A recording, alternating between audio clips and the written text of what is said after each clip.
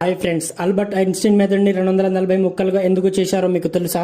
Einstein ముందే చెప్పింది ఏంటంటే, ఎంత పెద్ద సైంటిస్ట్ అయినా కానీ నేను చనిపోయిన తర్వాత నా బాడీ పైన ఎలాంటి రీసెర్చ్ చేయకూడదు. డాక్టర్ థామస్ హార్వే అనే వ్యక్తి ఐన్స్టీన్ బాడీని ఎగ్జామిన్ చేస్తున్నప్పుడు అతని బ్రెయిన్ ని ఎవరికి తెలియకుండా దొంగలించాడు. ఐన్స్టీన్ మెదడు మీద రీసెర్చ్ చేయడానికి అతని కుటుంబ సభ్యుల నుంచి థామస్ ఎలాంటి పర్మిషన్ కూడా తీసుకోలేదు. కానీ తర్వాత ఐన్స్టీన్ కొడుకు అతని బ్రెయిన్ మీద రీసెర్చ్ చేయడానికి కొన్ని కండిషన్లతో ఒప్పుకున్నాడు.